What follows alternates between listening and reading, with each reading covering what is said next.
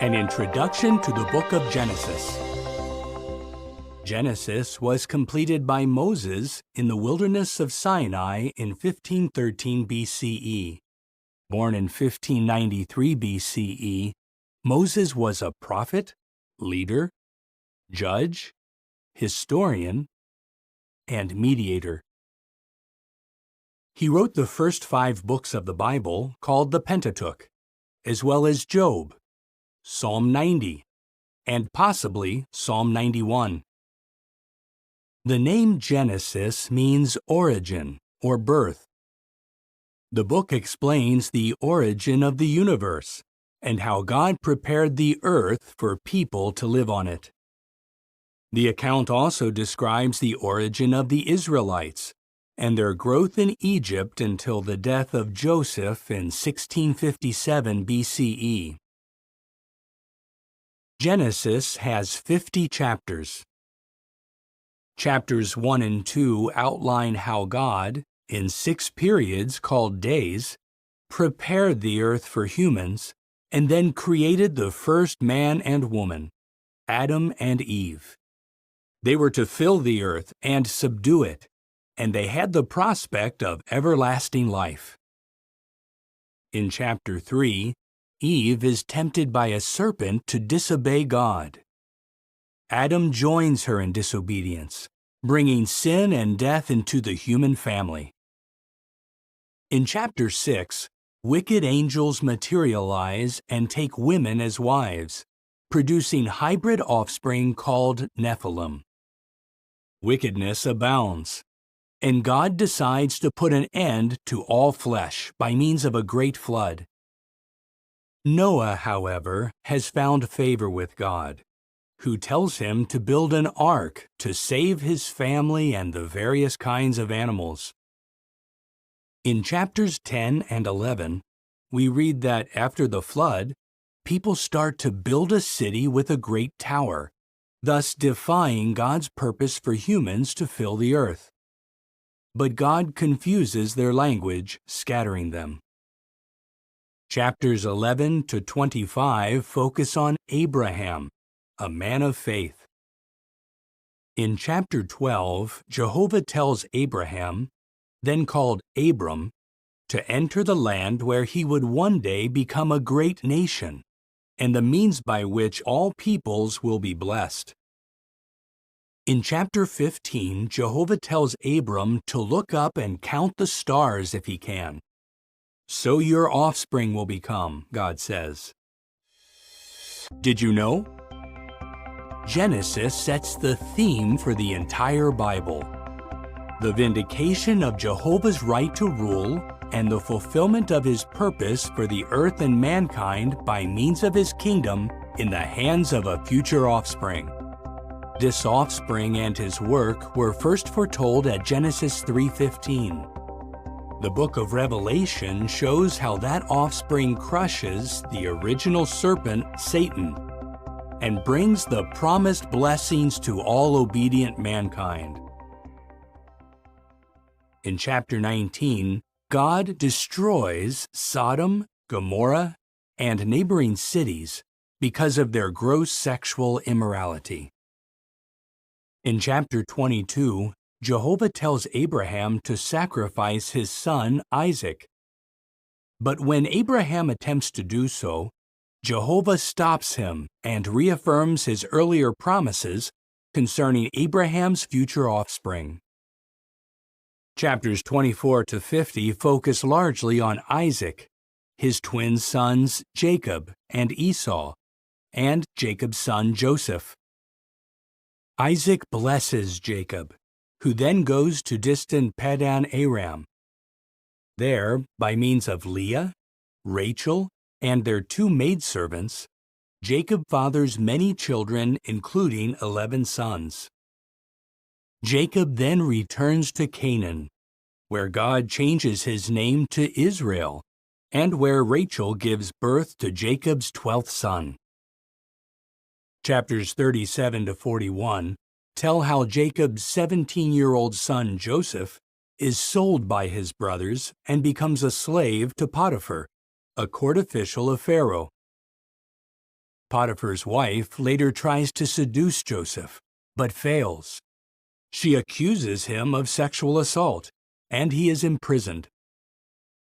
When Joseph is 30 years old and still a prisoner, he interprets Pharaoh's dreams with the help of God's Spirit. As a result, Joseph is set free and appointed Prime Minister of Egypt.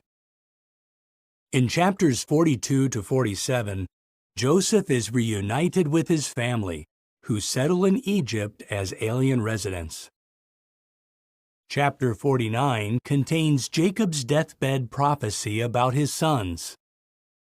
Judah's family line will produce the promised offspring, that is, Shiloh, the one to whom the obedience of the peoples will belong. As you read the book of Genesis, note how it explains the root cause of mankind's suffering. See how and why the patriarchs gained God's favor and blessing.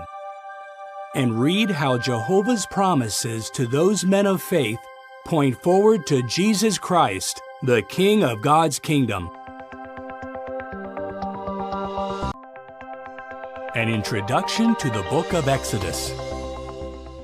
Exodus was written by Moses in the wilderness of Sinai in 1512 BCE, a year after the Israelites left Egypt.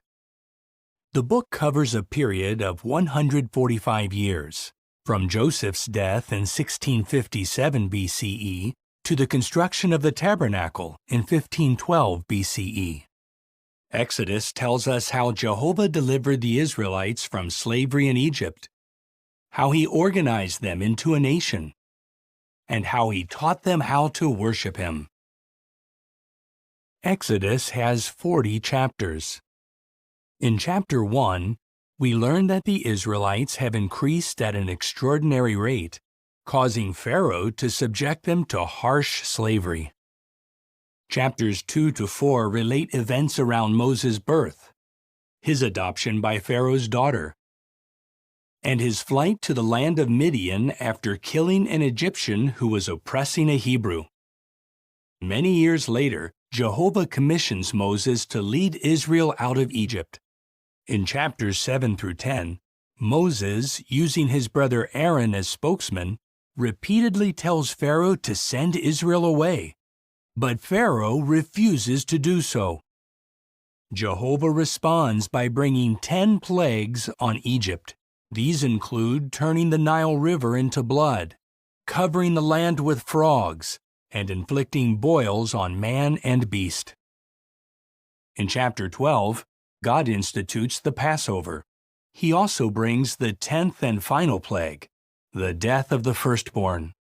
A humiliated Pharaoh, whose son is among the dead, at last tells the Israelites to leave. In chapter 13, by means of a pillar of cloud by day and a pillar of fire by night, Jehovah leads his people to freedom. In chapters 14 and 15, Pharaoh foolishly pursues the Israelites, but Jehovah drowns him in the Red Sea along with his military force. Moses and the Israelites then sing a victory song to Jehovah. Did you know? Through Moses, Jehovah told Pharaoh, "For this very reason I have kept you in existence, to show you my power, and to have my name declared in all the earth." God's name did become widely known. Even 40 years later, the people of Canaan, including Rahab of Jericho, recalled the events at the Red Sea. More important, Pharaoh's humiliating end serves notice on all who defy Jehovah, including Satan. In chapter 16, Jehovah provides the Israelites with manna, which becomes their main food during their wilderness trek. In chapter 19, Moses ascends Mount Sinai, where God promises that if the Israelites strictly obey him, they will become to him a kingdom of priests and a holy nation. In chapter 20, the people witness thunder and lightning, the sound of a horn, and smoke coming from Mount Sinai, as God gives the 10 Commandments. In chapter 24, Moses reads the book of the covenant to the people. They respond, "All that Jehovah has spoken we are willing to do."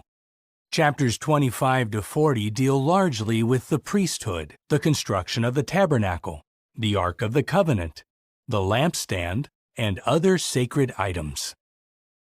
Chapters 28 and 29 focus on the attire of the priests and the installation of the priesthood. The high priest's attire includes an ephod and a turban with a golden plate. Engraved on the plate are the words, "Holiness belongs to Jehovah." In chapter 32, while Moses is on Mount Sinai, the people make a golden calf and worship it with dancing and singing. When Moses returns, he burns and crushes the idol, scatters the powder on the water, and makes the Israelites drink it. In chapter 34, Moses, again on Mount Sinai, hears Jehovah declare his name and attributes. Chapter 40 tells us that the pillar of cloud covers the completed tabernacle, which fills with God's glory. As you read the book of Exodus, note how Jehovah can humiliate the proud and arrogant. Observe how he uses the humble and meek, and see how his deliverance of Israel strengthens our faith in our future deliverance by means of God's kingdom. An introduction to the book of Leviticus. Leviticus was written by Moses in 1512 BCE in the wilderness of Sinai. The name Leviticus, later given to the book, comes from a Greek word meaning pertaining to the Levites. Yet the book was written not for the Levites alone, but for the entire nation of Israel. Leviticus covers a period of about 1 month, describing the events immediately following the construction of the tabernacle. Leviticus focuses on Jehovah's holiness and the holiness of his people by their obedience to his statutes. Chapters 1 to 7 set out the various laws about offerings to Jehovah. Chapters 8 and 9 cover the installation of the priesthood, the anointing of Aaron as high priest, and Aaron's first offerings to God. In chapter 10, Jehovah puts to death 2 of Aaron's sons, the priests Nadab and Abihu, for offering unauthorized fire or incense. Jehovah then issues the command that priests must not drink alcohol before entering the tent of meeting or tabernacle. Chapters 11 to 15 set out laws about cleanness and uncleanness. In regard to food, Jehovah tells the Israelites which creatures they may and may not eat. Instructions regarding the Day of Atonement are given in chapter 16. Chapters 17 to 20 contain laws on holy conduct. For example, God's people must not eat blood or engage in any form of idolatry or spiritism as the nations around them were doing. They should show consideration for the blind, the deaf, and the foreign resident, and they should treat the elderly with respect. Did you know? The arrangements mentioned in the book of Leviticus were a shadow of the good things to come, as explained in the book of Hebrews. For example, the high priest typifies Jesus Christ. The blood of the animal sacrifices foreshadows the blood of Jesus. The most holy of the tabernacle represents heaven itself, where Jesus appeared before God on our behalf. Chapters 21 and 22 set out rules for the priesthood. For example, those serving as priests must be sound in body, having no physical defects. Chapters 23 and 24 have instructions about festivals and holy days. Jehovah also provides directions regarding the lamps in the tabernacle and the ring-shaped loaves of showbread. Chapter 24 also highlights the sacredness of God's name. At Jehovah's command, a man who cursed that name is stoned to death. Chapter 25 contains laws about the Sabbath year, the Jubilee year, the restoration of property, and the treatment of the poor. Those who are sold into slavery must be treated kindly as hired workers. Chapter 26 spells out the blessings of obedience to Jehovah and the punishments for disobedience. Chapter 27 closes the book of Leviticus with laws about things vowed to Jehovah and things devoted to him. As you read the book of Leviticus, note how we should strive to be holy in imitation of Jehovah, why we should deeply respect his holy name, and why we can have confidence that the entire earth will reflect God's holiness under the rule of his Son, the great high priest and king of God's kingdom. An introduction to the book of Numbers. Numbers was written by Moses. He began the writing in the wilderness of Sinai and completed it on the plains of Moab. The narrative covers a period of 38 years and 9 months, from 1512 to 1473 BCE, when Moses finished the writing. Numbers gets its name from the 2 times that Moses numbered the people, first at Mount Sinai and later on the plains of Moab. The book highlights Jehovah's ability to lead his people. It underscores the need to obey God's appointed representatives, and it illustrates the importance of strong faith. Numbers has 36 chapters. In chapters 1 to 4, Israelite males 20 years old and up, except for the Levites, are registered for the army. The Levites are set apart to assist the priests. Chapters 5 to 9 discuss marital faithfulness, quarantining, and service as a Nazirite. In chapter 10, the Israelites pull away from the wilderness of Sinai by their tribal divisions. In chapter 11, the people complain about the manna, a miraculous food provided by Jehovah. In the next chapter, Miriam and Aaron speak against Moses. For this, Miriam is temporarily struck with leprosy and quarantined for 7 days. In chapters 13 and 14, 12 Israelite chieftains, 1 from each tribe, are sent to spy out the land of Canaan. 10 spies bring back a negative report, and the people want to return to Egypt. For this gross lack of faith, the Israelites must wander in the wilderness for 40 years until that generation has died. Did you know? Joshua and Caleb were the only spies who had faith in Jehovah. So they were the only spies who would enter the Promised Land. And they did. Caleb inherited the field and settlements of Hebron. Joshua's inheritance was in the mountainous region of Ephraim, where he died at the age of 110. Chapters 15 to 17 discuss the various offerings for sins, as well as the rebellion and execution of Korah, Dathan, Abiram, and their supporters. In chapter 21, the people again complain about the manna, calling it contemptible bread. In chapters 22 to 24, Moabite king Balak hires Balaam, a greedy non-Israelite, to curse Israel. But Jehovah makes Balaam pronounce blessings. In chapter 25, many of God's people commit sexual immorality with Moabite women. This leads to idolatry and the death of 24,000 Israelites by a scourge from God. In the next chapter, Moses takes the second census. In chapter 27, the daughters of Zelophehad tell Moses that they have no brother to carry on the family inheritance. Jehovah directs that in such situations, a daughter may have that privilege. Then, God commands Moses to ascend a mountain in the region of Abiram to view the Promised Land.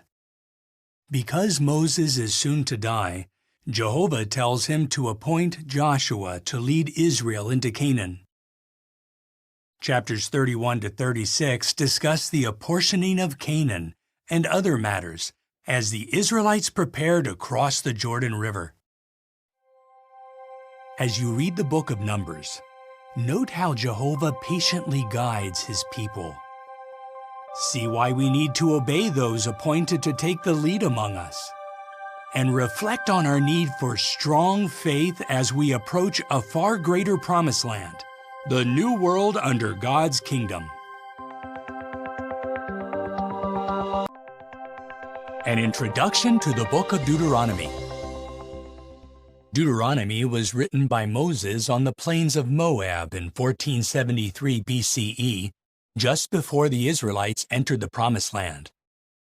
The name Deuteronomy means second law, or repetition of the law. However, the book is also an explanation of the law. Deuteronomy urges the Israelites to love and obey Jehovah in the land he is about to give them. The book consists primarily of 4 discourses, a song, and a blessing by Moses.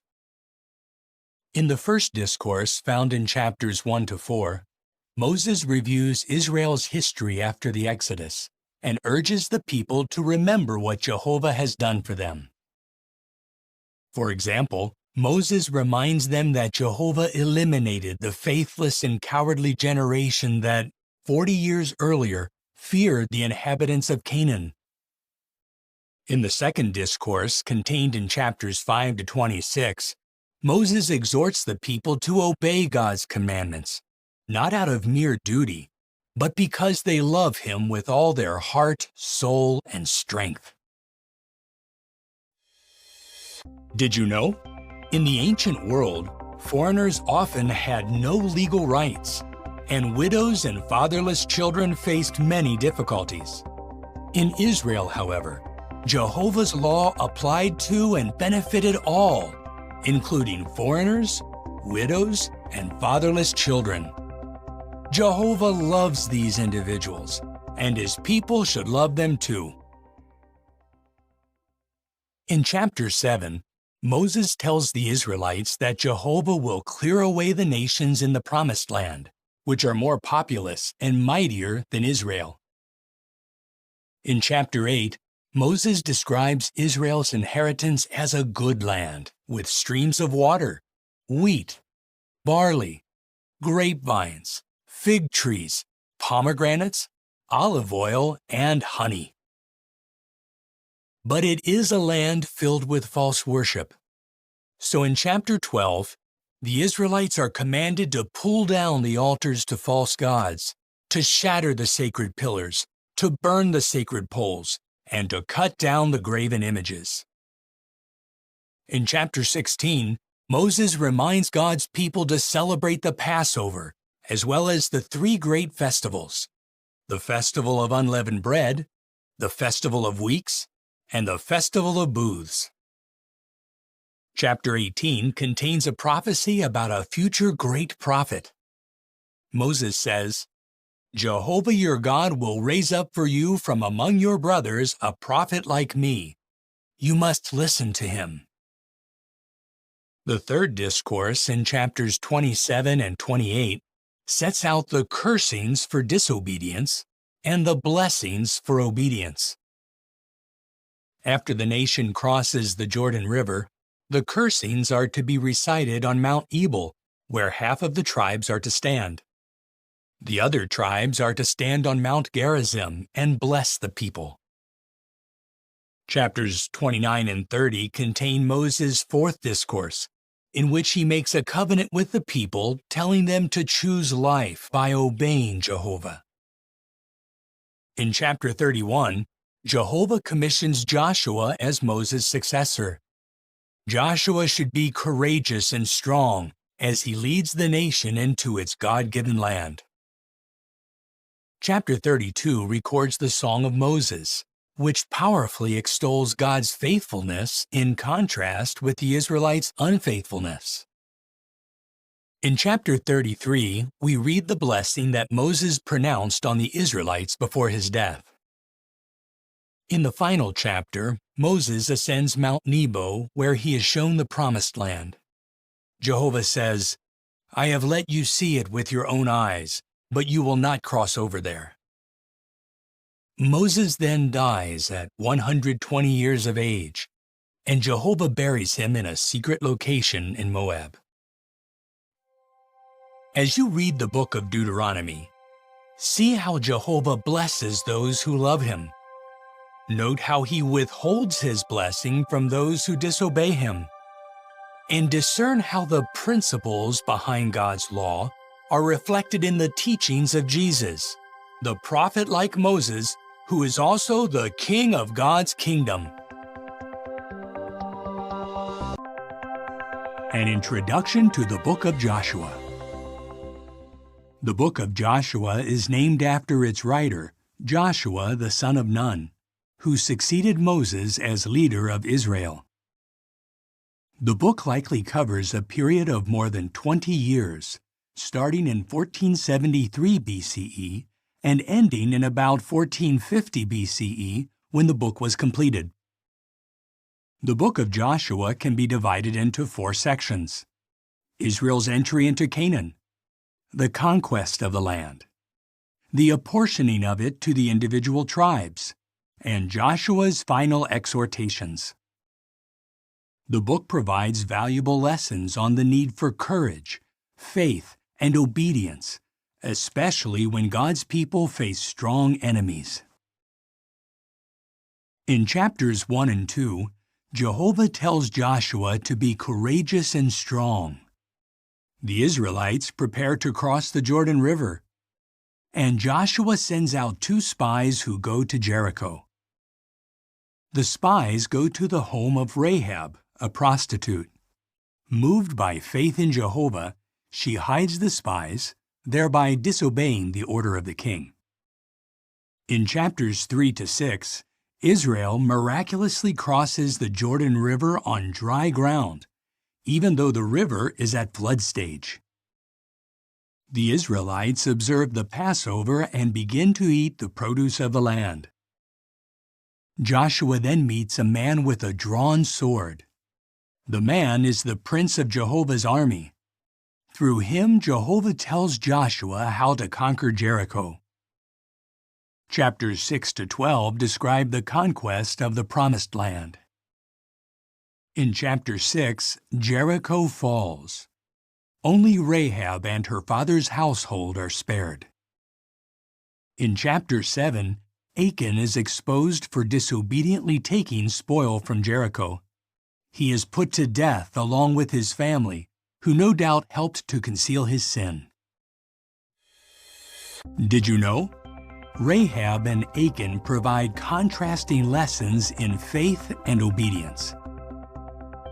Though a Canaanite, Rahab was saved because she obeyed the spies and showed courageous faith in Jehovah. Although Achan was a member of God's dedicated nation and witnessed Jehovah bringing down the walls of Jericho, he was put to death because of his disobedience, lack of faith, and greed. In chapter 8, Ai is conquered and reduced to a permanent mound of ruins. Joshua then reads God's law to the people. Half of the nation stands in front of Mount Gerizim, and the other half in front of Mount Ebal. In chapter 9, the Gibeonites trick Joshua into making a covenant with them, and he spares their lives. Chapters 10 to 12 contain a record of some of Israel's God-given victories. God even hurls great hailstones at the Amorites and makes the sun stand still so that Israel can take vengeance on its enemies. In chapters 13 to 22, the Promised Land is apportioned among the tribes of Israel. The tabernacle is set up at Shiloh, and the Israelites select 6 cities of refuge for the unintentional manslayer. In chapter 22, the tribes of Reuben and Gad and the half-tribe of Manasseh go to their inheritance east of the Jordan. Chapters 23 and 24 contain Joshua's farewell speeches. He tells the people to fear Jehovah and serve him with integrity and faithfulness. Joshua, as well as Aaron's son Eleazar, then die. Also, the Israelites fulfill their sworn oath to bury the bones of Jacob's son Joseph in the Promised Land. As you read the book of Joshua, note how Jehovah blesses faithful and obedient ones. See how he fights for his people, and observe how he fulfills all his promises, thus strengthening our faith in our future inheritance under his glorious kingdom. An introduction to the Book of Judges. The Book of Judges was written by the prophet Samuel, who completed it in about 1100 BCE. Judges covers a period of some 330 years, from about 1450 to approximately 1120 BCE. The book primarily discusses the exploits of the judges, whom Jehovah used to deliver his people from oppression. In chapter 1, we read that the Israelites do not drive out all the pagan inhabitants of the land. Instead, they subject some of them to forced labor. In chapter 2, an angel warns the Israelites that because they have not listened to Jehovah, the remaining people of the land will ensnare them in false worship. In chapters 3 to 16, we see that the angel's words begin to be fulfilled after the death of Joshua and his generation. In an often repeated cycle, the Israelites take up false worship. Jehovah abandons them to their foes. The people cry out for help, and Jehovah raises up judges to deliver them. The 12 judges are Othniel, Ehud, Shamgar, Barak, Gideon, Tola, Jair, Jephthah, Ibzan, Elon, Abdon, and Samson. Did you know? The judges described in this book were men of faith who led and delivered God's people, recognizing Jehovah as the true leader and deliverer. They were not judges in the legal sense of the word. In chapter 3, Judges Othniel and Ehud deliver the Israelites from servitude to the kings of Mesopotamia and Moab. In chapter 4, a prophetess named Deborah sends for a man of faith named Barak. She tells him that Jehovah will grant him victory over Sisera, the chief of the army of Canaanite king Jabin, who is oppressing Israel. Jehovah gives Sisera's entire army into the hands of Barak. Not so much as one man remains. Sisera himself is executed by a woman named Jael. In chapters 6 to 8, Jehovah uses Judge Gideon and just 300 men to take the lead in delivering Israel from Midianite oppression. Chapters 11 and 12 discuss the exploits of Judge Jephthah. With Jehovah's help, he subdues the Ammonites who, along with the Philistines, had oppressed Israel for 18 years. Chapters 13 to 16 describe the exploits of Judge Samson, a Nazirite to whom Jehovah gives extraordinary physical strength. Samson takes the lead in saving Israel out of the hand of the Philistines. The events in chapters 17 to 21 fit an earlier period of time. In chapter 17, a man in Ephraim named Micah, who has a house of gods, hires a young Levite named Jonathan to serve as his priest. Jonathan, however, is not of the priestly family. In chapter 18, hundreds of Danites who are on their way to conquer land for their tribe make a stop at Micah's house. They steal his gods and take Jonathan to be their priest. In chapters 19 and 20, men of the Benjaminite city of Gibeah commit sex crimes against the concubine of a Levite. The Benjaminites fail to hand over the guilty men, so the other tribes war against Benjamin, almost wiping out the tribe. As you read the book of Judges, note the harm that can come to those who leave Jehovah. Observe how merciful God is when His people repent and cry out to Him for help. And see why we can trust Jehovah, our great judge, to deliver us from all our enemies by means of His kingdom. An introduction to the book of Ruth. The prophet Samuel is believed to be the writer of this book. The book of Ruth was completed about 1090 BCE. The events related cover a period early in the time of the Judges. The book takes its name from one of its principal characters, Ruth the Moabitess. The other main characters are Naomi and Boaz. In chapter 1, a famine moves a man named Elimelech to take his family from Bethlehem to the land of Moab. In Moab, Elimelech dies. His sons Mahlon and Chilion marry the Moabite women Ruth and Orpah. Some 10 years later, both sons also die. Naomi, in deep despair, decides to return to Bethlehem. She urges her daughters-in-law to go back to their families. Orpah returns to her people. Ruth, however, sticks loyally to Naomi. When the two widows arrive at Bethlehem, the barley harvest has just begun.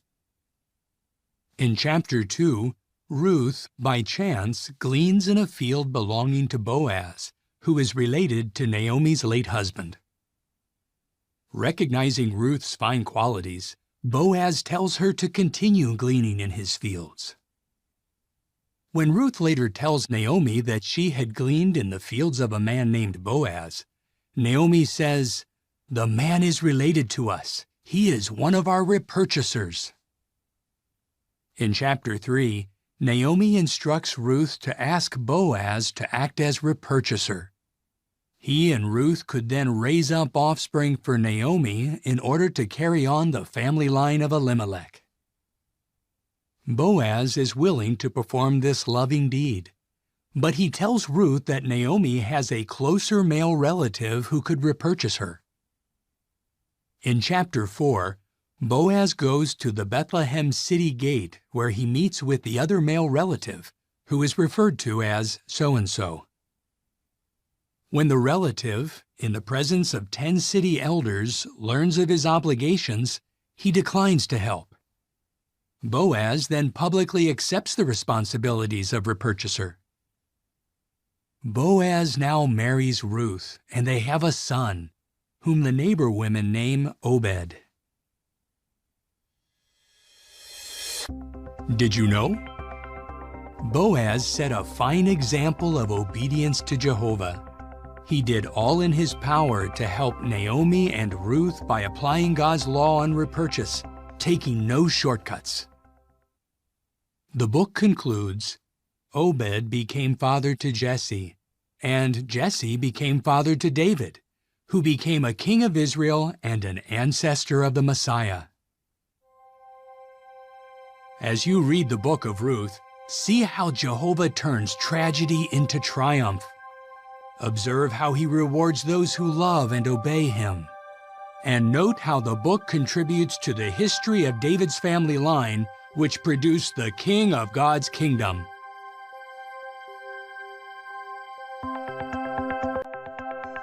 An introduction to 1 Samuel. In the original Hebrew canon, 1 and 2 Samuel were one volume. The writing is attributed to the prophets Samuel, Gad, and Nathan, Samuel penning the first 24 chapters. 1 Samuel covers a period of just over 100 years, from about 1180 to 1078 BCE, roughly when the writing was completed. The book is largely about 4 leaders in Israel: High Priest Eli, the prophet Samuel, King Saul, and David. In chapter 1, a barren woman named Hannah begs Jehovah for a son, promising to devote him to God's service. God answers her prayer. When her child Samuel is weaned, she places him in the care of High Priest Eli in Shiloh. In chapter 3, Jehovah tells young Samuel to deliver a judgment message against Eli's house because he has failed to rebuke his wicked sons. In chapter 4, Philistines capture the Ark of the Covenant at Israel's army camp and slay Eli's 2 sons, Hophni and Phinehas. When 98-year-old Eli hears the news, he falls backward and dies. In chapters 5 through 7, the Philistines return the ark to Israel after suffering a series of heavy punishments from Jehovah. In the next chapter, the Israelites faithlessly demand a king. In chapter 9, Jehovah tells Samuel to anoint Saul of the tribe of Benjamin as leader of Israel. Chapter 11 shows that Saul starts out well, but before long he becomes disobedient. In chapter 13, he presumptuously offers up a burnt sacrifice. In chapter 15, he defeats the Amalekites, but disobediently spares King Agag and the best of the herd and the flock. To obey is better than a sacrifice, Samuel says. He then tells Saul that God has rejected him from being king. In chapter 16, Samuel anoints David, a son of Jesse, to be the next king. In the next chapter, David, with just a sling and a stone, kills the giant Goliath, a champion of the Philistines. Chapter 18 records the start of a lifelong friendship between David and Saul's son Jonathan. Seeing David's courage, Saul puts him in charge of the fighting men. David's campaigns are so successful that he receives more praise than Saul, who becomes filled with murderous envy. In chapter 19, David flees for his life, remaining a fugitive until Saul's death. Did you know? 1 Samuel has valuable lessons about faith and obedience. Eli and Saul disobeyed Jehovah and came to a tragic end. Samuel and David, however, served God faithfully from their youth, thus enjoying his blessing throughout their lives. In chapters 24 and 26, David has opportunities to kill Saul, but he refuses to harm Jehovah's anointed. In chapter 25, Samuel dies, and all Israel mourns. David, now in the wilderness of Paran, sends 10 of his young men to a wealthy sheep owner called Nabal to ask for provisions. When Nabal insolently refuses to help, David prepares to take revenge. However, Nabal's wife, Abigail, quickly goes to David with provisions and averts tragedy.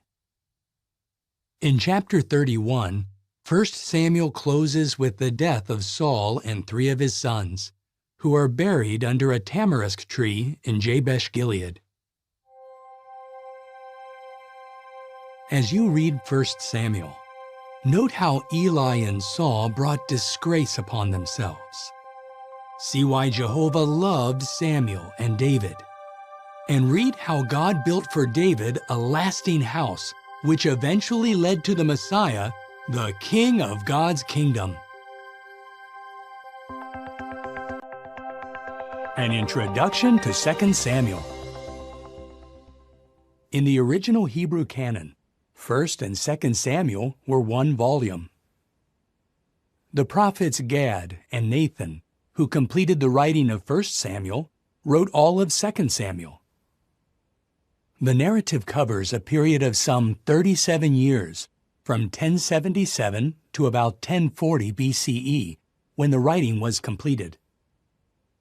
2 Samuel begins shortly after the death of King Saul and concludes just before the death of King David.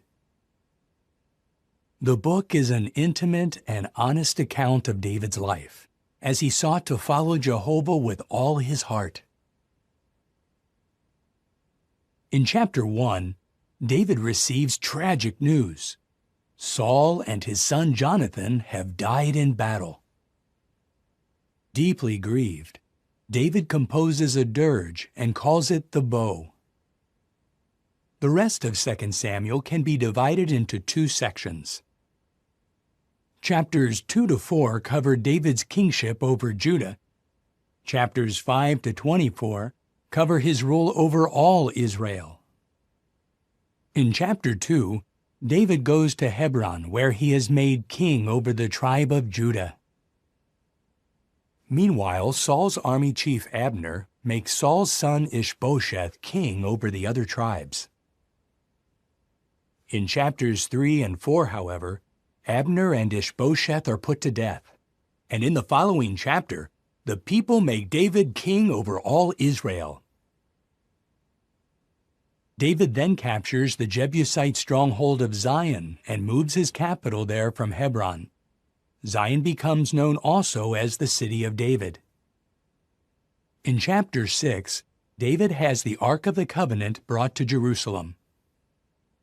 In chapter 7, David tells Nathan that he would like to build a house or temple for Jehovah, but God gives this privilege to a future son of the king. However, out of love for David, Jehovah makes a covenant with him for an everlasting kingdom. Chapters 8 and 10 tell about David's victories over the Amalekites, Moabites, Philistines, and other enemies. Chapter 11 brings us to one of the darkest periods in David's life. He commits adultery with Bathsheba. She becomes pregnant, and David has her husband Uriah killed in battle. In chapter 12, Nathan, at Jehovah's direction, reproves David. He also says that calamity will befall David's house, and that Bathsheba's newborn son will die. Bathsheba, who is now David's wife, becomes pregnant again and gives birth to Solomon. In chapters 13 to 18, the foretold calamities on David's house begin. David's son Absalom conspires to usurp the throne, and David is forced to flee Jerusalem.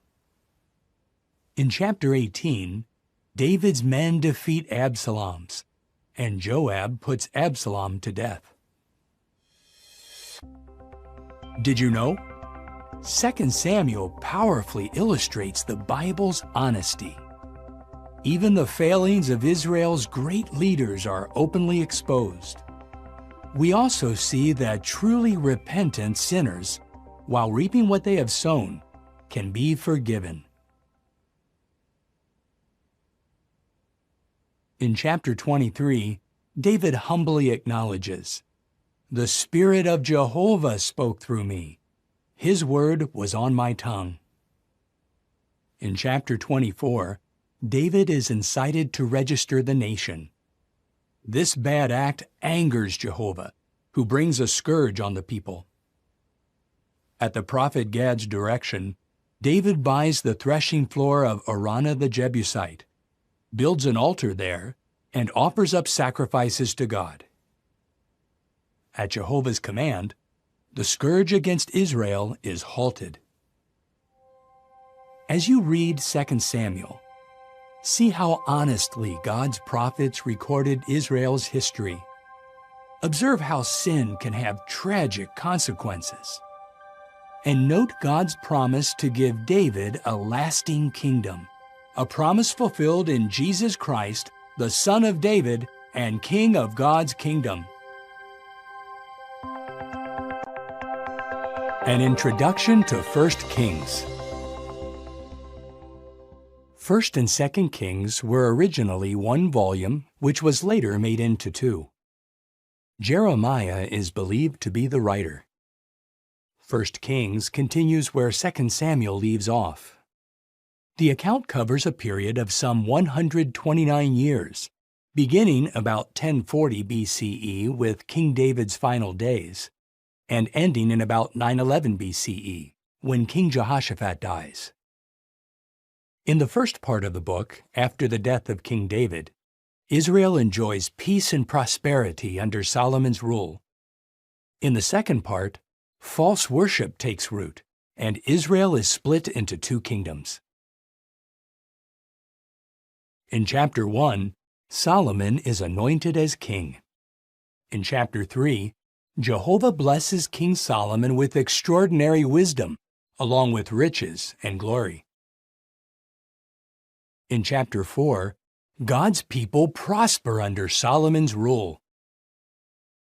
Chapters 5 through 8 discuss the construction of the temple, the making of its utensils, and Solomon's dedication prayer.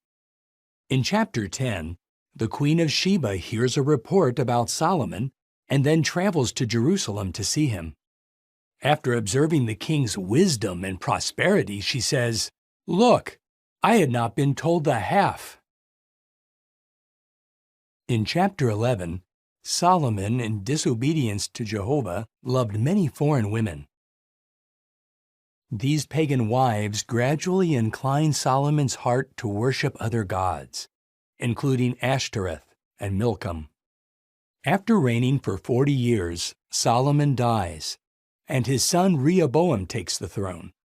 In chapter 12, Rehoboam promises to add to the already heavy burden on the people.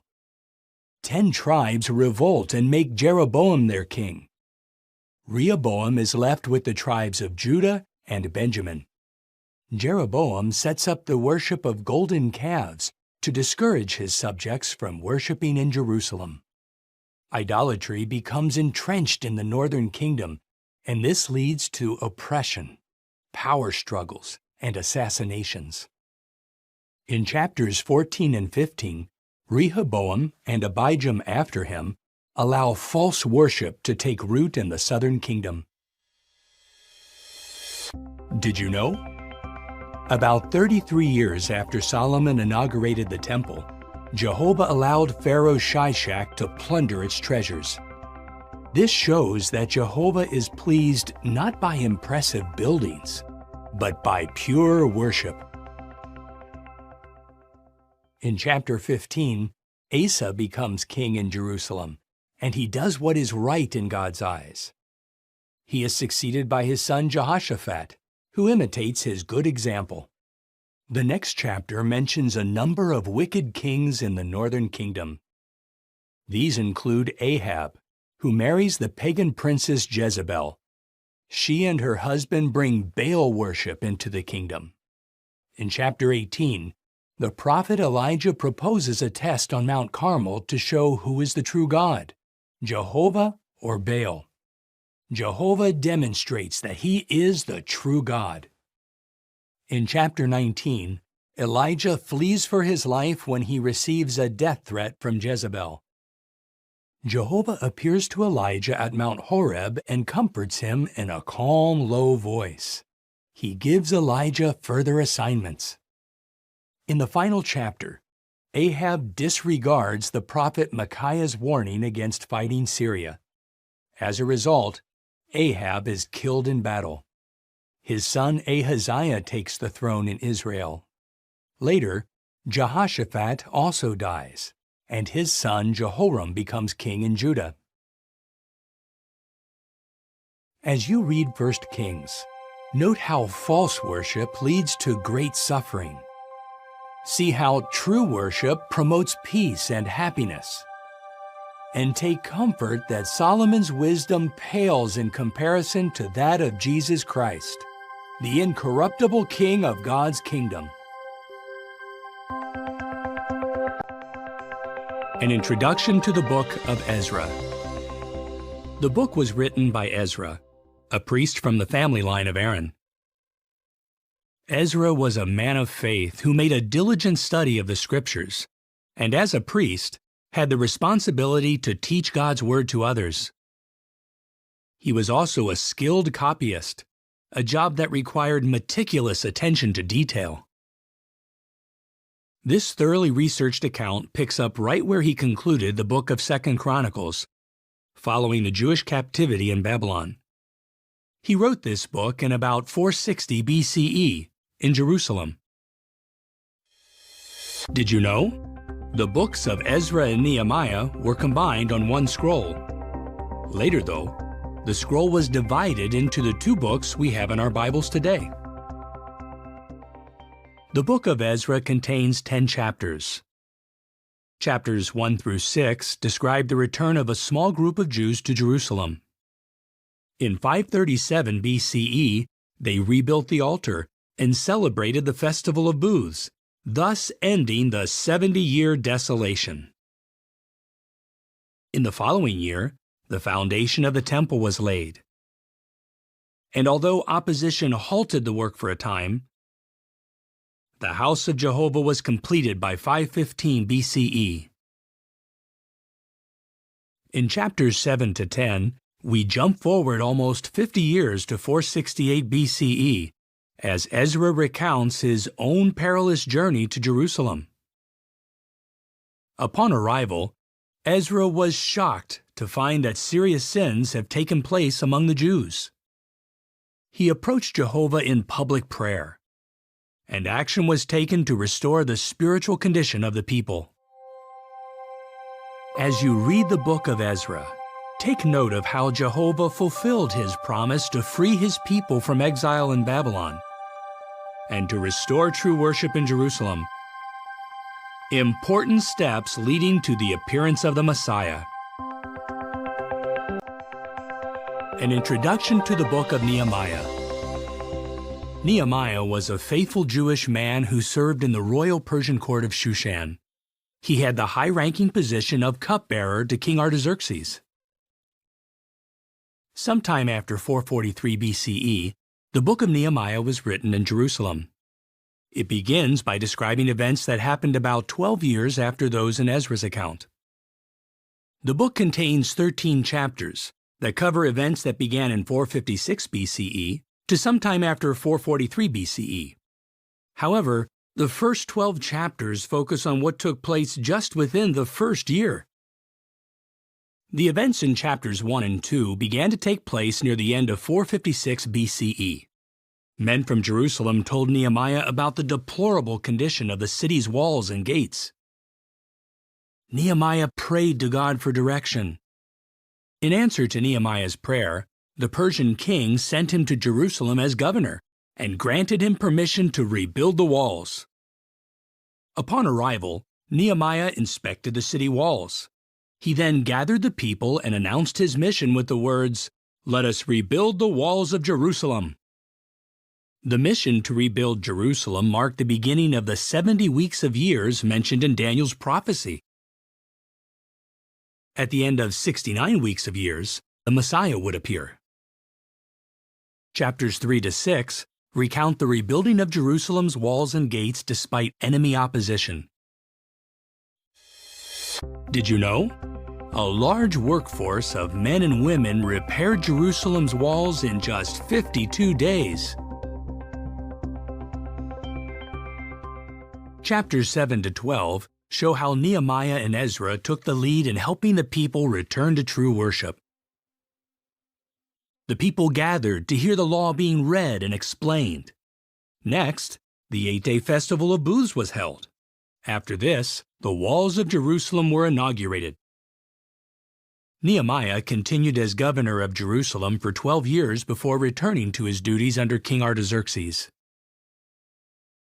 Chapter 13 tells us that Nehemiah traveled to Jerusalem a second time, only to find that the Jews had not kept their promises to Jehovah. He then took decisive action to correct the situation. As you read this stirring account, notice how Jehovah used a Persian king to accomplish his will. Observe how Nehemiah's zeal for and knowledge of God's law led to blessings, And note how the rebuilding of Jerusalem's walls became a key to understanding an important prophecy in Daniel that pointed to the appearance of the Messiah.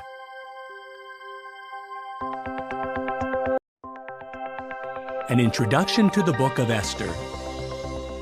Esther is the second of two Bible books bearing a woman's name.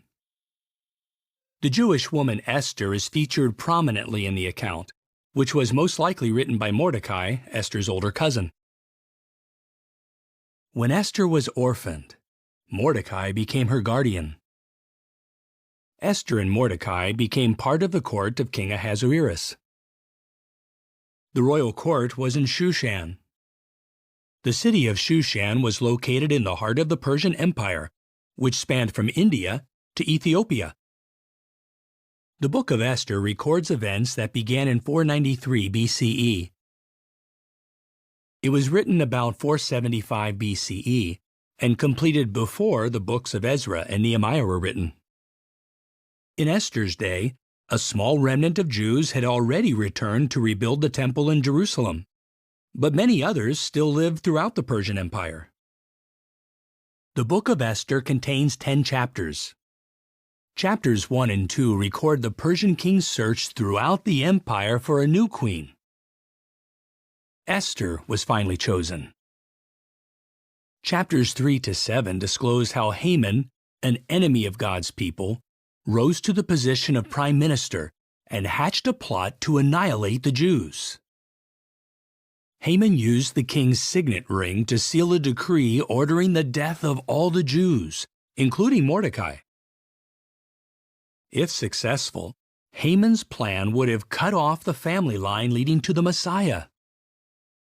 Upon learning of the plot, Esther decided to follow Mordecai's advice and approach King Ahasuerus. Did you know? Appearing before the king unsummoned could have meant a death sentence.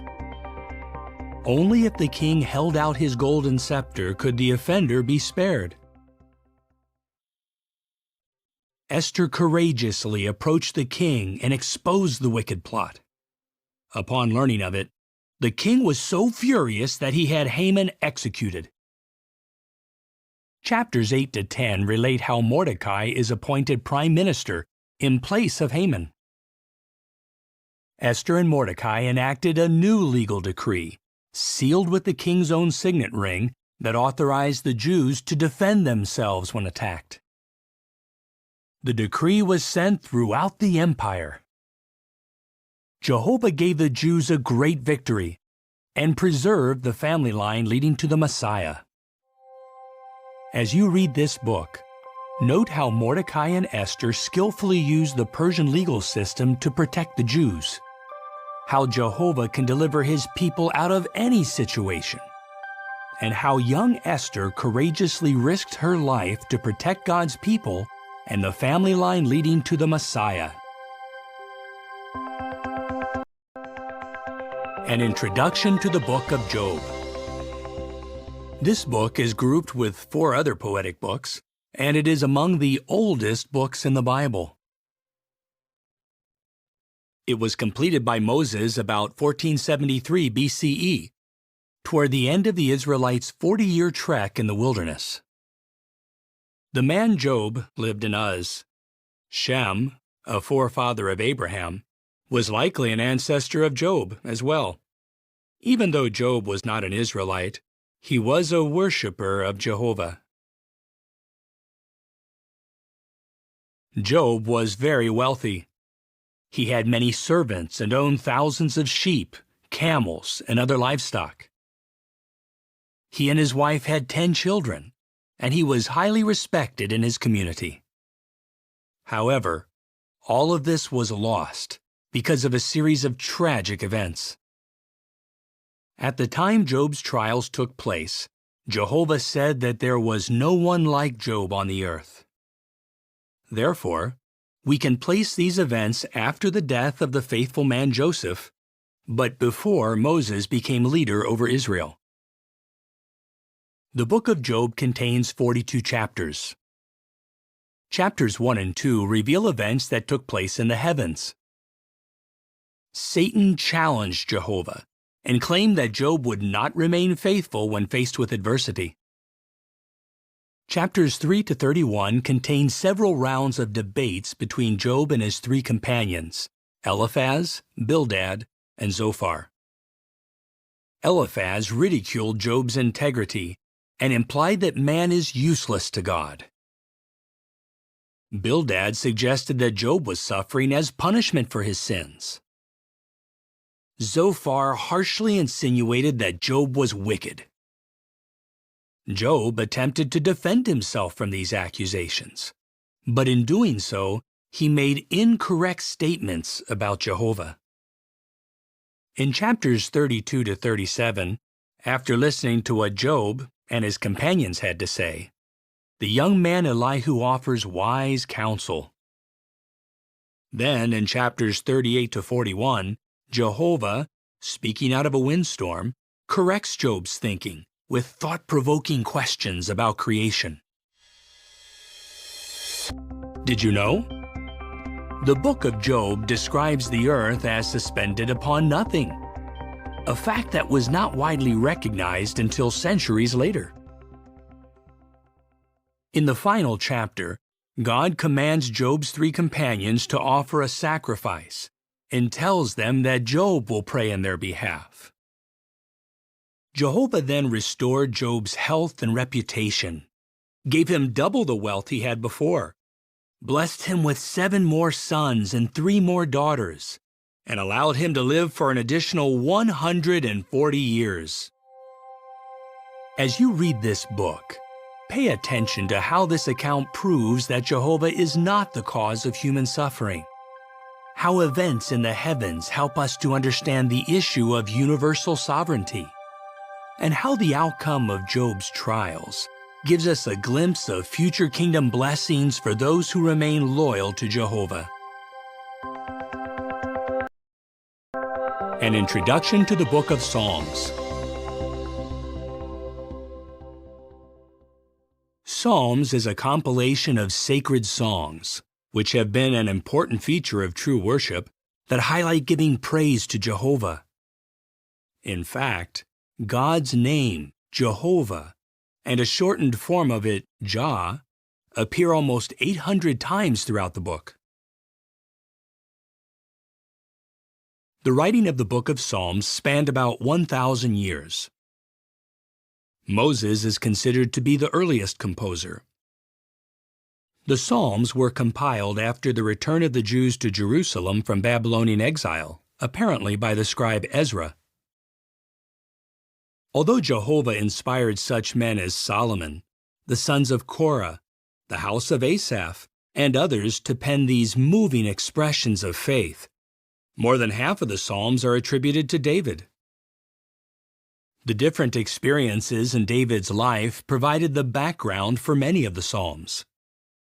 The headings or superscriptions, found at the beginning of many Psalms, identify the writer and give other information about the Psalm. The book is made up of 150 chapters. It is the largest book of the Bible. The Psalms were compiled into 5 separate books or volumes. Several themes are developed in these lyrical works. Consider just 3 of them. Praise to Jehovah is a recurring theme. Many Psalms praise Jehovah for his saving acts. Other Psalms praise Jehovah for his creative works, from the marvels of the human body to the earth and seas. Psalm 83 praises Jehovah as the Most High over all the earth. Another theme developed in Psalms is that Jehovah helps and comforts those who love him. Jehovah is referred to as the hearer of prayer and as a merciful Father who pardons repentant sinners. Psalm 23 describes Jehovah as a loving shepherd who guides, protects, and cares for his people. An additional theme is that Jehovah will transform the earth into a paradise by means of the Messianic kingdom. This kingdom will remove all wickedness and bring peace to the earth. Certain psalms are grouped together. For example, Psalms 113 to 118 form the group called the Hallel Psalms. Did you know? It is likely that Jesus and his disciples sang these very psalms after the Lord's evening meal. Psalms 120 to 134 are called the Songs of the Ascents. Many believe these psalms were sung as the Israelites ascended to Jerusalem to attend the 3 great annual festivals. The last 5 psalms form a group in which each begins and ends with the words, "Praise Jah." An important feature of Psalms is that it contains numerous prophecies about the Messiah. Jesus himself said, "All the things written about me in the Psalms must be fulfilled." As you read the book of Psalms, take note of how it supports Jehovah's sovereignty, how Jehovah helps and comforts those who love him, and how Jehovah will transform the earth into a paradise by means of his messianic kingdom.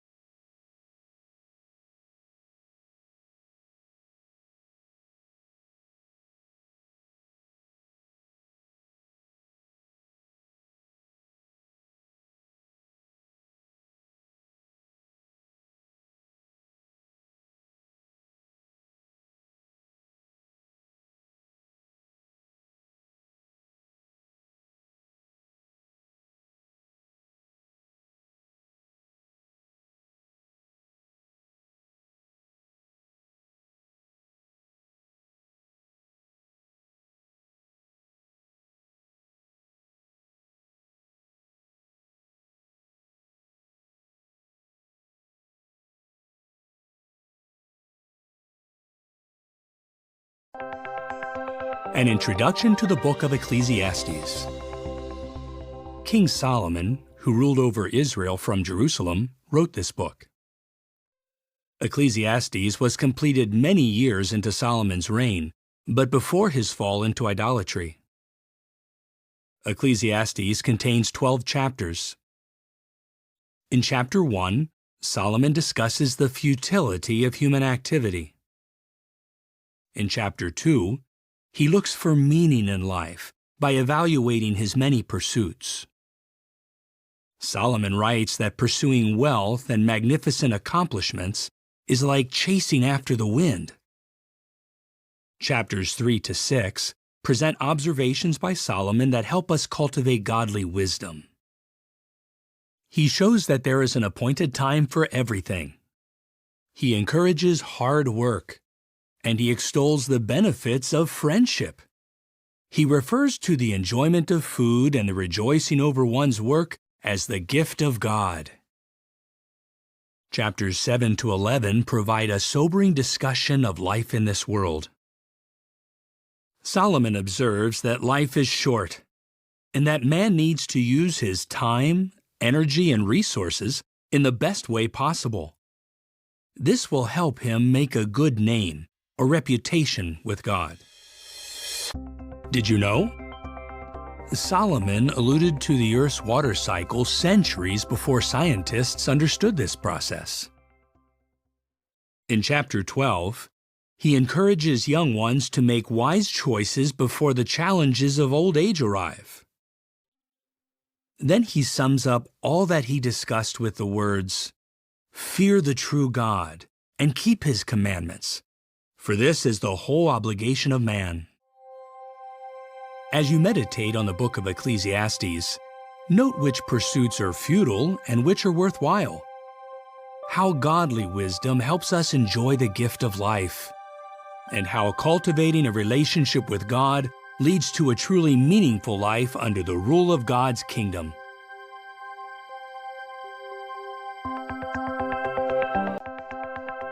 An introduction to the Song of Solomon, also known as Canticles.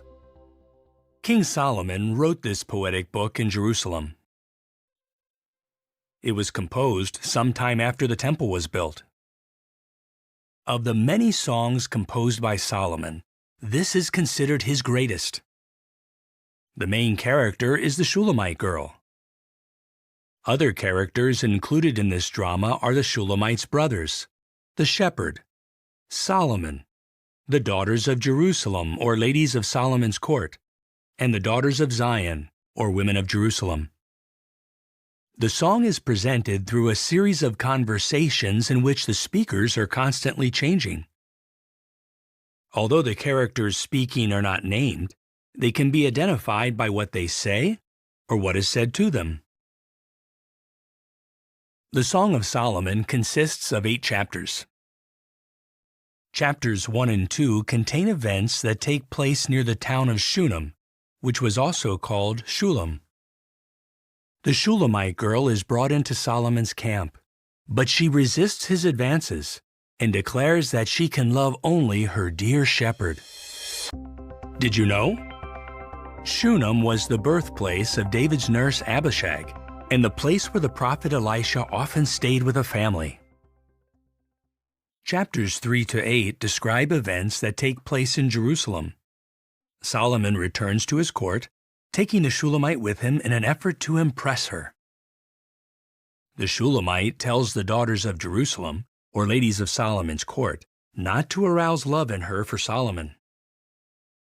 The shepherd follows the Shulamite to Jerusalem and strengthens her with warm expressions of endearment. We should keep in mind the ancient Eastern setting of this song in order to appreciate the poetic expressions of endearment that may seem unusual today. The shepherd compares the Shulamite's eyes to those of a dove, her hair to a flock of goats, and her cheeks to a segment of pomegranate. Solomon approaches her again with flattering words, but she continues to reject his advances. In chapter 8, the Shulamite girl returns to her home. Having proved her exclusive devotion, she is reunited with her dear shepherd. Their unfailing love is described as the flame of Jah because Jehovah is the originator of true love. As you read this book, note the chasteness of the Shulamite girl, her loyalty to the shepherd, and how true love originates with Jehovah, whose sovereignty is based on love.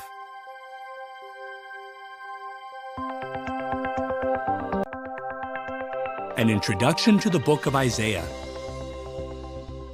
Isaiah served as Jehovah's prophet. He wrote the book bearing his name while stationed in Jerusalem, the capital of the two-tribe kingdom of Judah. Isaiah had two sons, Shear-Jashub and Maher-Shalal-Hash-Baz. Their names signified events that would soon affect the kingdom of Judah. Isaiah prophesied for at least 46 years during the reigns of Judean kings Uzziah, Jotham, Ahaz, and Hezekiah. He completed the book sometime after 732 BCE. Hosea and Micah recorded their prophecies around the same time. Some of the events foretold by Isaiah were the fall of the northern kingdom of Israel, which occurred in Isaiah's lifetime, the destruction of Jerusalem, which happened more than 100 years later, the fall of Babylon, about 200 years after Isaiah's day, and the appearance of the Messiah, which occurred over 700 years after the prophecy was recorded. Did you know? Isaiah's prophecy about the fall of Babylon foretold details such as how the city would fall, and even the name of its conqueror, Cyrus. The book of Isaiah contains 66 chapters. The first 6 chapters are largely warnings about the calamity that was to come upon Jerusalem and Judah for the sinful conduct of their inhabitants. In chapter 6, Isaiah responds to Jehovah's invitation to be his messenger and shows his willing spirit with the words, "Here I am, send me." Chapters 7 to 12 deal with the threat of enemy invasion from the combined forces of Syria and the northern 10-tribe kingdom of Israel. But in fulfillment of Isaiah's prophecy, Assyria defeated these two nations, removing the threat. Chapters 13 to 23 include pronouncements against Babylon and other nations for their cruelty to God's people. Chapters 24 to 35 contain messages of desolation and of restoration for Jehovah's people. Among their acts of unfaithfulness, the people of Judah turned to Assyria for protection instead of looking to Jehovah. The people of Israel turned to Egypt. In chapters 36 to 39, we read about thrilling events that occurred during King Hezekiah's reign.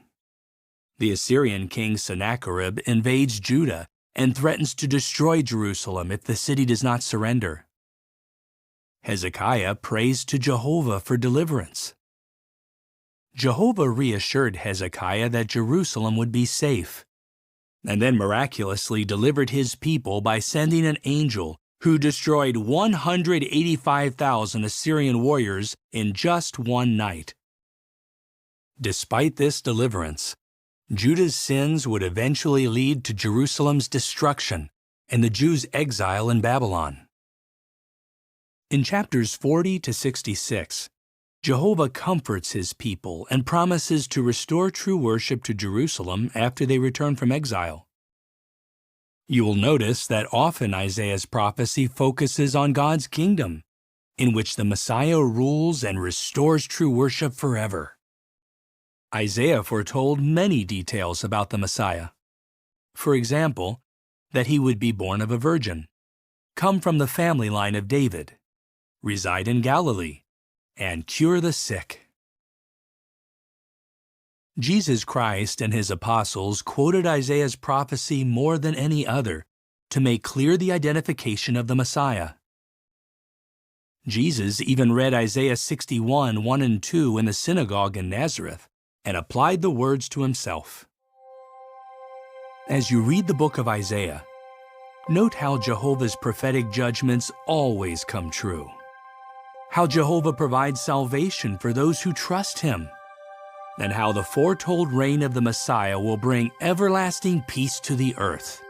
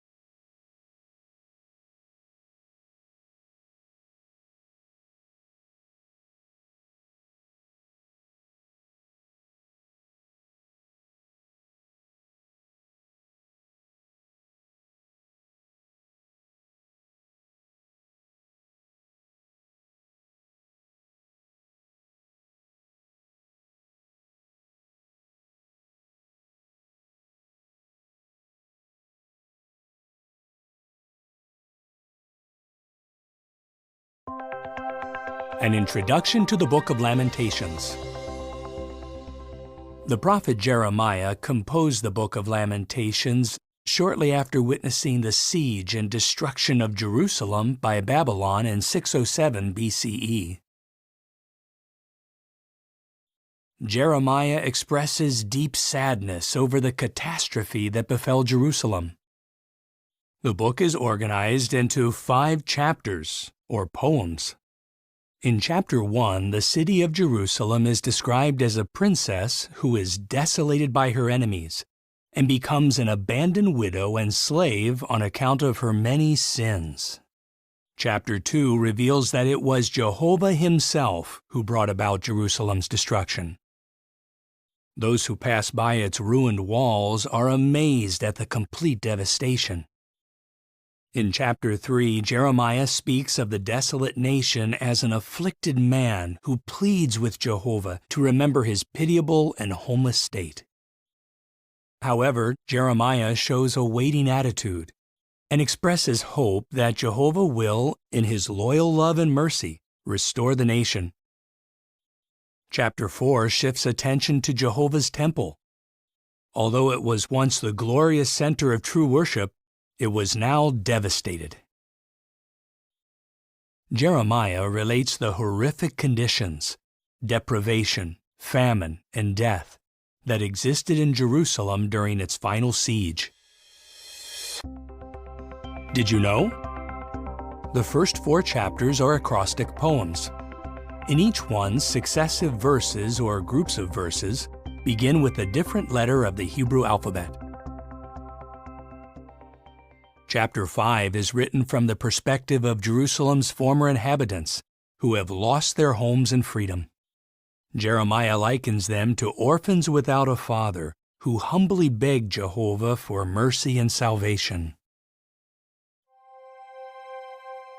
As you consider the 5 poems of Lamentations, notice how rebellion brings divine judgment, how repentance leads to divine mercy, and how sorrow will give way to rejoicing under the rule of God's kingdom.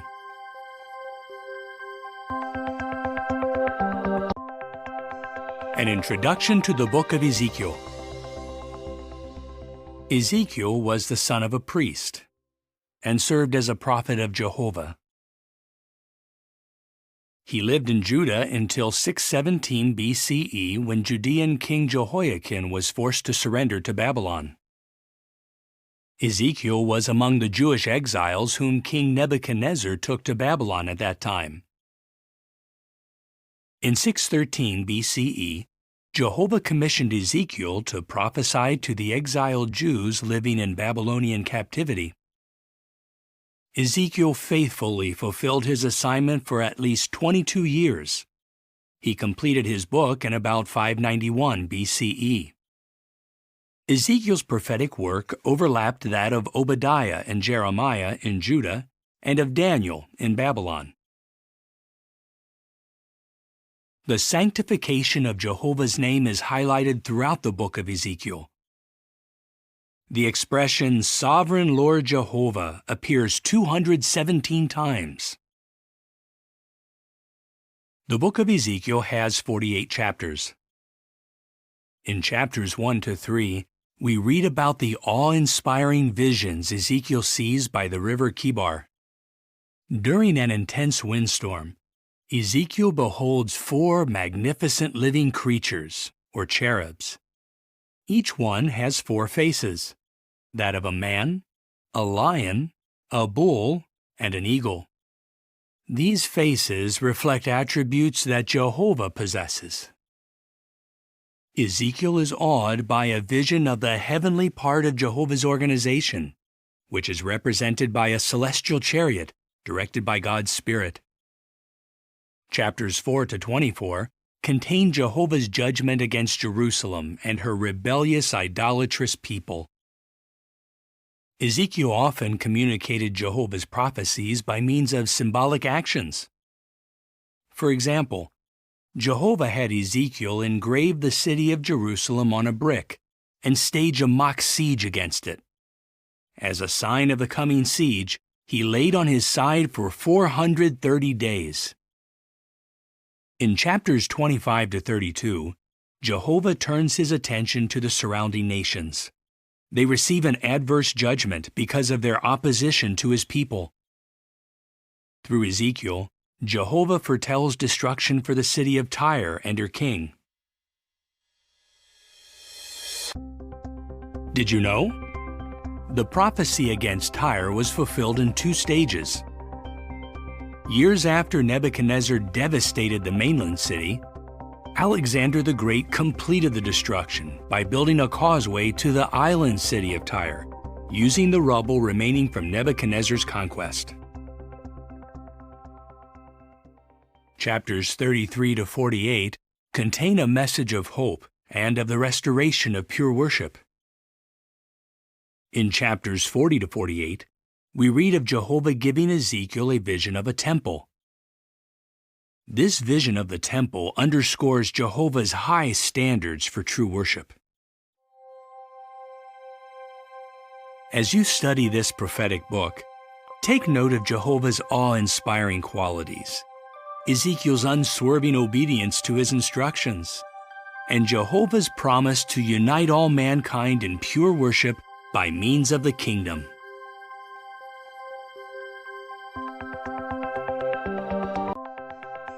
An introduction to the book of Daniel.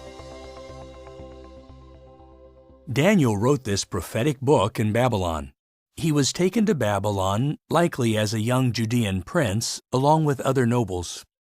In time, Daniel served as a government official for the Babylonians and later for the Medo-Persians. Daniel opens his book by relating events that began in 618 BCE when he was still a young man. He completed his writing in approximately 536 BCE. Obadiah, Ezekiel, and Jeremiah were Daniel's contemporaries. They lived during a tumultuous period of Israel's history that included the destruction of Jerusalem. Daniel witnessed the Medo-Persian conquest of Babylon and the return of a faithful remnant of God's people to Jerusalem. However, he did not join those returning to Jerusalem, likely because of his advanced age. The book of Daniel has 12 chapters. Chapters 1 to 6 record in chronological order the experiences of Daniel and those of his 3 companions. Chapters 7 to 12 contain Daniel's account of prophetic dreams and visions that he received by inspiration. Chapters 1, 3, and 6 recount the various tests of integrity that Daniel and his Hebrew companions successfully meet. As young men, they reject food and drink that would make them unclean in God's sight. Sometime after this, Daniel's 3 companions, Shadrach, Meshach, and Abednego, bravely faced death in a fiery furnace for refusing to worship an image representing the Babylonian state. Years later, despite an official decree prohibiting petitions to anyone but Darius, Daniel perseveres in prayer to Jehovah, and as a result, is thrown into a lion's pit. With each test, Daniel and his companions maintain their integrity, and Jehovah protects them. Chapters 2 and 4 describe how Jehovah gives Daniel the ability to interpret 2 of King Nebuchadnezzar's dreams. Each of these divinely sent dreams has prophetic significance. The first dream is of an immense image made of various metals. This image represents successive world powers that have had a major influence on God's people. The prophecy ends with the destruction of these powers, and with God's kingdom as the only government ruling over mankind. Nebuchadnezzar's second dream features a tree that reaches to the heavens. It is cut down, and the stump is banded for 7 times. This symbolizes an interruption of rulership. However, the stump is allowed to remain, indicating a restoration of rulership. Chapter 5 relates that handwriting miraculously appears on the wall of the palace where Babylonian King Belshazzar holds a feast. Daniel tells Belshazzar that the handwriting warns of the conquest of Babylon by the Medes and the Persians. Babylon falls that very night. Did you know? A large portion of the book of Daniel was written in the Aramaic language. Aramaic was commonly spoken in ancient times, having the same letters in its alphabet as did Hebrew. Chapters 7 and 8 describe the visions Daniel sees of a series of beasts that picture the rise and fall of Babylon, Medo-Persia, Greece, and Rome. Also, Jehovah gives his Son an everlasting kingdom that will replace all human governments. Chapter 9 relates that Daniel discerns from his study of God's written word that the Jews' release from captivity is imminent. Next, we read that while Daniel is praying, an angel appears to him and reveals details concerning the Messiah. Chapters 10 to 12 discuss the event when an angel again visits Daniel, encourages him, and gives him an additional vision of the future. A large part of the prophecy describes a conflict between two kings locked in a struggle for supremacy. The fulfillment of the prophecy would extend to the final part of the days. The angel reassures Daniel of God's approval and tells him that, although he will soon rest in death, he will stand up in the resurrection at the end of the days. As you read this book, note how much Jehovah values Daniel's faithfulness, how Jehovah maneuvers kings and kingdoms according to his purpose, and how Jehovah gives his Son an everlasting kingdom that will replace all human governments.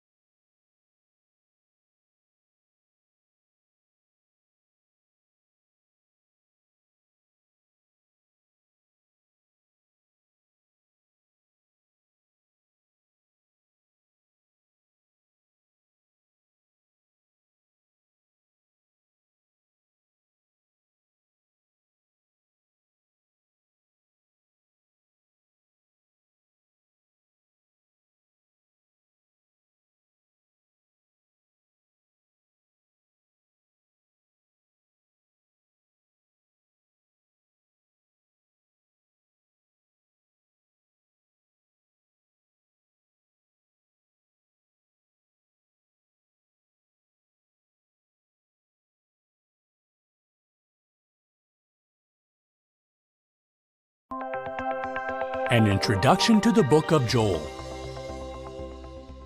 Joel prophesied to the two-tribe kingdom of Judah during the 9th century BCE, and he appears to have recorded his prophecies about 820 BCE, in the days of King Uzziah. Joel was a contemporary of the prophets Jonah and Amos.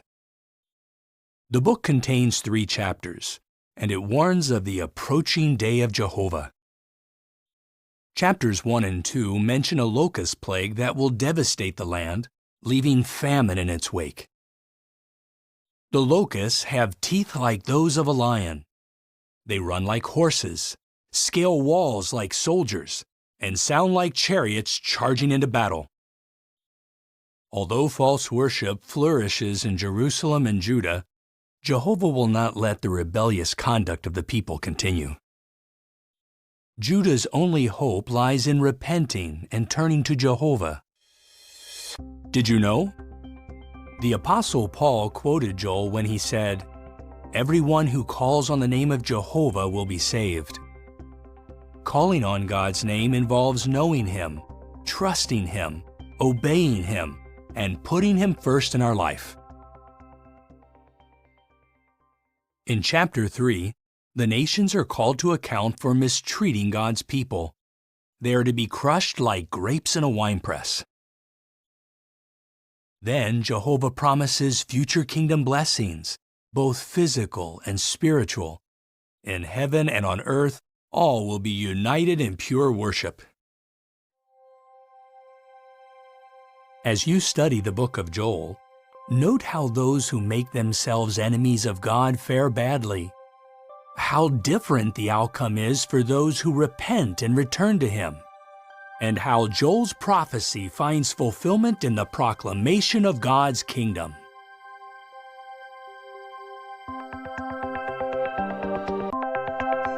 An introduction to the book of Amos.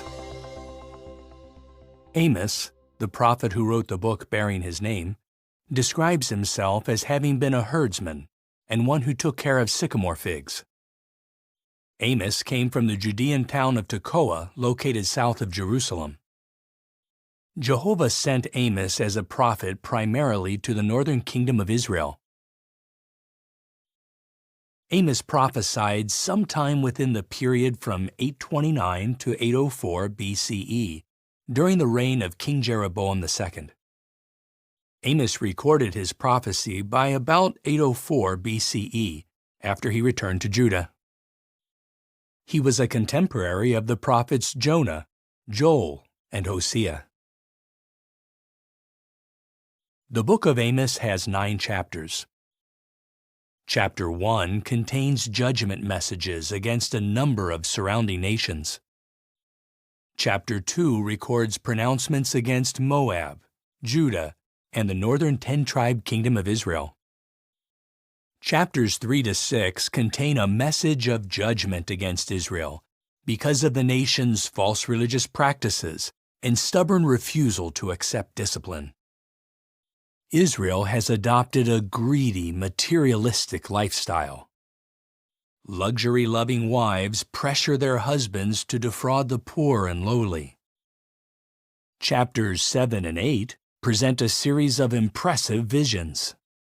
Amos sees an unstoppable locust swarm, and then a destructive fire. Next, a plumb line illustrates how far Israel has deviated from Jehovah's requirements.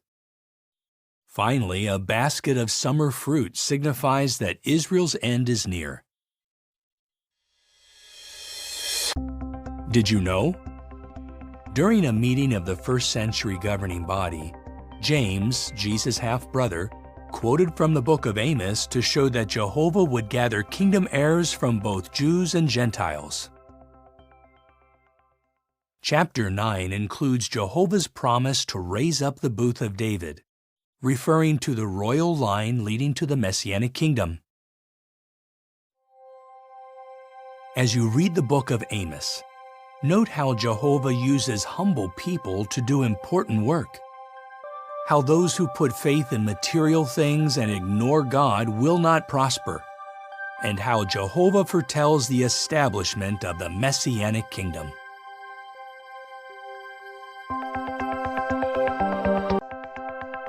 An introduction to the book of Obadiah. Obadiah was a prophet of Jehovah. He recorded his prophecy about 607 BCE after the Babylonians destroyed Jerusalem. Obadiah was a contemporary of Jeremiah, Daniel, and Ezekiel. The book of Obadiah is the shortest book in the Hebrew Scriptures. It has just one chapter. Obadiah conveys a judgment message against the nation of Edom.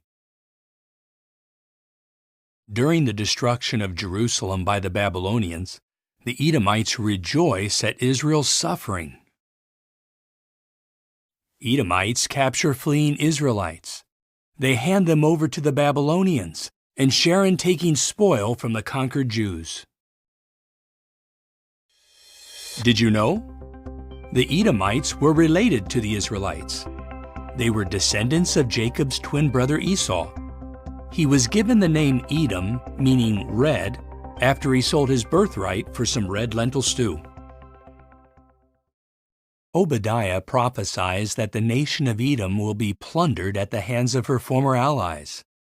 This prophecy begins to be fulfilled when the Babylonians conquer Edom. In time, Edom ceases to exist.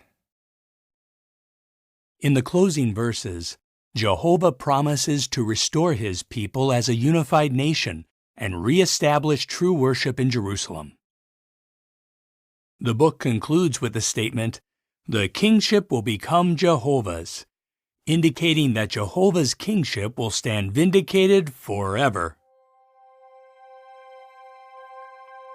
As you read Obadiah, note how Jehovah is aware of the persecution his people suffer, how Jehovah gives his people hope in times of distress, and how Jehovah's lasting kingship will stand vindicated forever.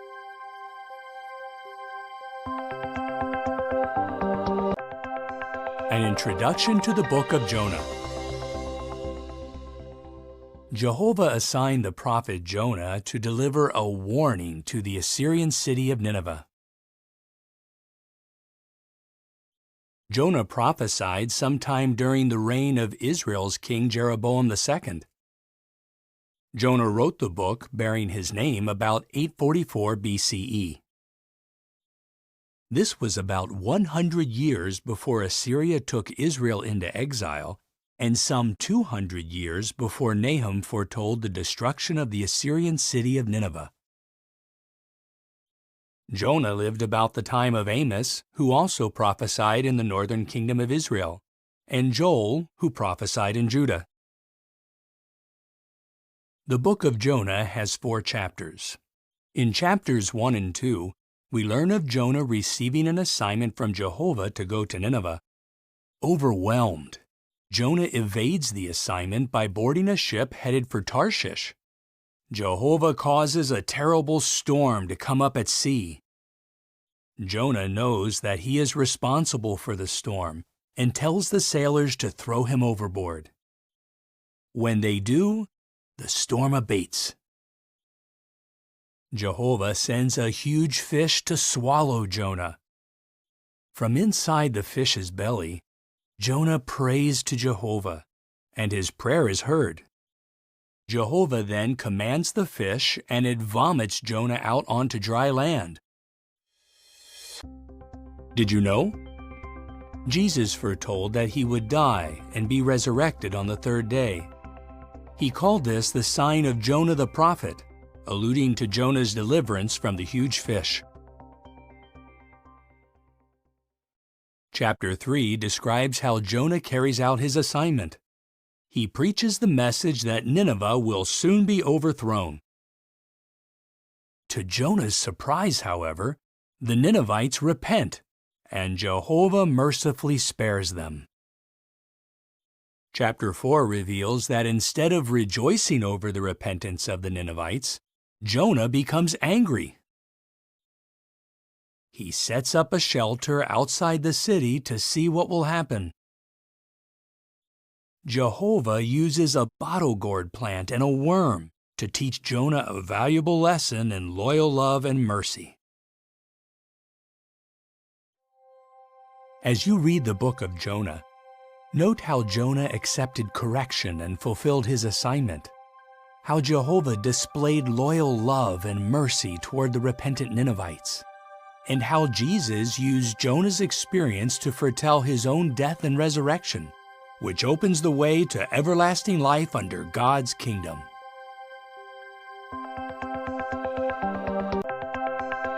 An introduction to the book of Micah. Micah was a prophet from the rural village of Moresheth in Judah. He foretold that devastation would come upon Israel and Judah. Micah's familiarity with rural life is seen in the kind of illustrations he used. He served as a prophet for about 60 years during the reigns of Judean kings Jotham, Ahaz, and Hezekiah, and he completed his book in Judah sometime before 717 BCE. Hosea and Isaiah also recorded their prophecies during that time. Although the destruction of Jerusalem foretold by Micah occurred many years after his death, he probably lived to see the destruction of Israel's capital, Samaria. The book of Micah has 7 chapters. Chapters 1 and 2 disclose the revolt of Israel and Judah, the injustices committed, including those against women and children, Jehovah's warning that Samaria will become a heap of ruins, and God's promise that his people will return to Jerusalem and be gathered together like sheep in the pen. Chapters 3 to 5 contain Micah's denouncements of the leaders, the prophets, and the priests for their wickedness and greed. As a result, Zion will be plowed like a field and Jerusalem will become heaps of ruins. However, Micah also foretells that in the final part of the days, true worship will be elevated above all false religion, and people of all nations will stream to the mountain of the house of Jehovah. Did you know? Jehovah inspired Micah to foretell that Bethlehem Ephrathah would be the birthplace of the Messiah. This was fulfilled when Jesus was born in that town. You can find this prophecy at Micah 5:2. Chapters 6 and 7 highlight the deplorable spiritual condition of the people. As if conducting a legal case, Jehovah requires his people to exercise justice, to cherish loyalty, and to walk in modesty with him. But merchants ignore God's laws and cheat their brothers with fraudulent weights and scales. Micah also expresses his confidence that Jehovah will hear his pleas for justice and show loyal love toward his people. As you read the book of Micah, notice how Jehovah asks of us only what is reasonable and beneficial, how Micah trusts Jehovah to carry out judgment against the wicked, and how true worship will be restored to an elevated position by means of God's kingdom.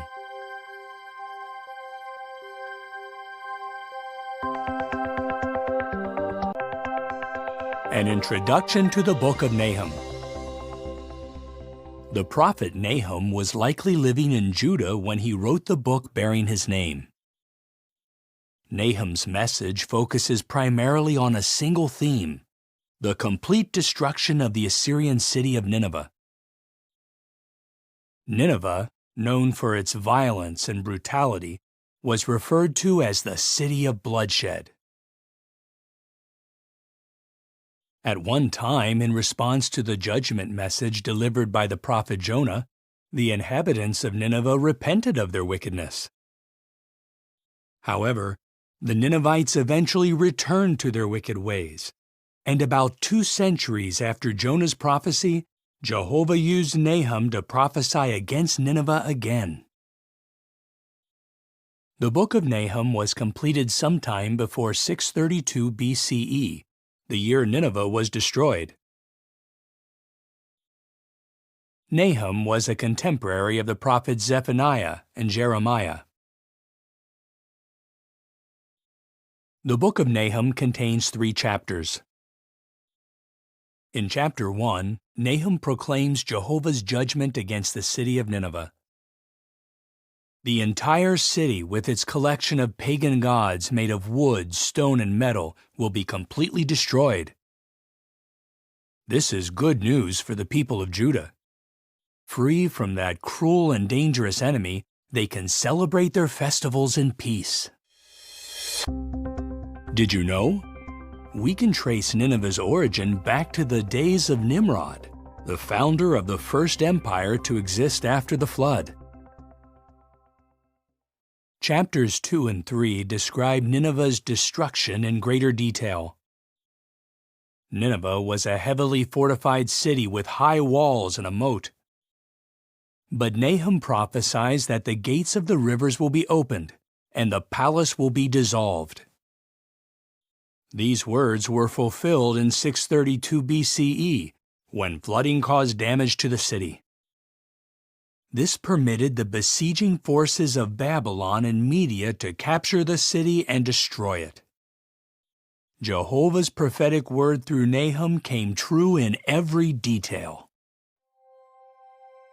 As you read the book of Nahum, consider how Jehovah hates violence, how Jehovah always fulfills His word, and how Jehovah provides comfort for all who seek peace and salvation under His kingdom.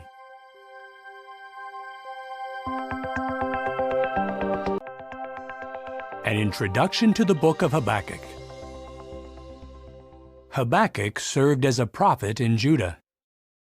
From the book's closing notation, "To the director with my stringed instruments," it has been inferred that Habakkuk may have been a temple musician. He wrote the book bearing his name about 628 BCE, some 20 years before the destruction of Jerusalem. He was a contemporary of Jeremiah, who also served in Judah. The book of Habakkuk has 3 chapters. Chapters 1 and 2 present a dialogue between Habakkuk and Jehovah. The prophet expresses dismay over the violence, oppression, and injustice that are prevalent in Judah. Jehovah declares that soon the Chaldeans will be used to punish the nation of Judah. Jehovah assures Habakkuk that this divine judgment on Judah will not be late, and that the Chaldeans will also be punished later for their own acts of cruelty and wickedness. Did you know? In Habakkuk's day, Jehovah's temple was in Jerusalem, and the Davidic dynasty had ruled uninterrupted from there for over 4 centuries. Therefore, to the Jews back then, God's allowing the Chaldeans to destroy the holy city was unthinkable. Chapter 3 is a prayer of Habakkuk that is expressed in songs of mourning.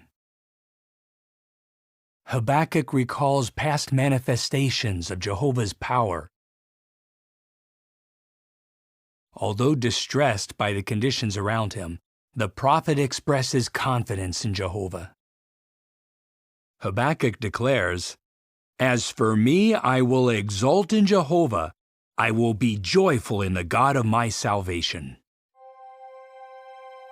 As you read Habakkuk, note how Jehovah is not indifferent to the suffering of His servants, how our confidence in Jehovah's salvation helps us endure with joy, and how Jehovah's judgments by means of His kingdom will not be late.